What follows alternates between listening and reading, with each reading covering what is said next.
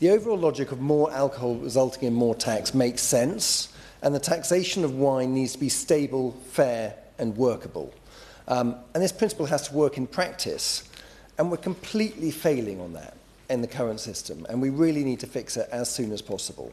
So just to recap, before August 2023, in line with EU regulation, wine duty was predominantly charged according to volume, rather than how much alcohol the product contained. In August 23, the Finance Bill, a new duty system was introduced that required all products to pay duty according to strength. In the 31st of January 2025, wines of strength between 11.5% and 14.5% ABV were taxed as if their strength was withdrawn on the 1st of February 2025. Therefore, 85% of all wine sold in the UK is subject to the same rate of duty.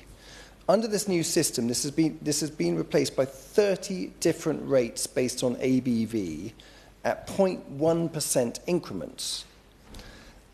This is extraordinary. It makes sense if you're dealing with vodka, which you distill, or beer, which you brew, where you can perfectly and precisely decide how much alcohol is in that. It makes absolutely no sense with an agricultural product like wine, where your bottle of wine in one season will have more alcohol in it than the next season. And when you're dealing with these microscopic increments, you're really in trouble.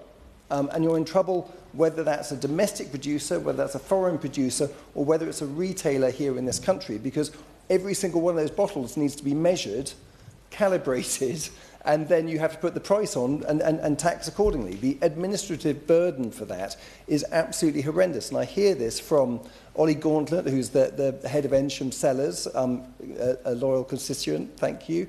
The Oxford Wine Company, which is a wonderful wine company that serves Oxfordshire, and they have had an enormous admin trouble dealing with this. And we hear it from Majestic Wine, which also has a shop in Witney.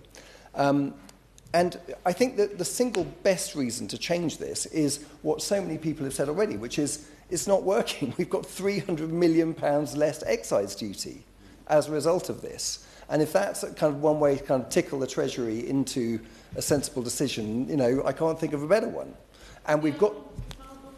Certainly. I thank my friend for giving way. Would he agree with me? Would he agree with me that this is a policy which directly hits the small independent wine importers like the Wine Loft in Brixham, who are bringing in, selling lots of different kinds of wine, and they don't have the power of Sainsbury's or Majestic and a whole department who can manage it and who are bringing in large quantities of the same wine? I 100% agree, and that's a great illustration of just how painful it is and how unnecessary it is. I mean, this is not benefiting anybody. Not even HMRC. And that's, you know, that's the point I really want to make here. It's like, we've got the budget very, very soon. Bluntly, and I don't want to kind of stick the knife in too much into my Conservative colleagues, but it was mad. I mean, overall, I think the reforms were quite sensible in terms of taxing. You know, it's more alcohol, more money, yeah? But when it comes to wine, it was obviously mad. And we're kind of depressed, and I'm going to be an equal opportunity knife sticker, in that, you know, why did Labour follow a mad Tory policy, a bit like why follow a mad hard Brexit?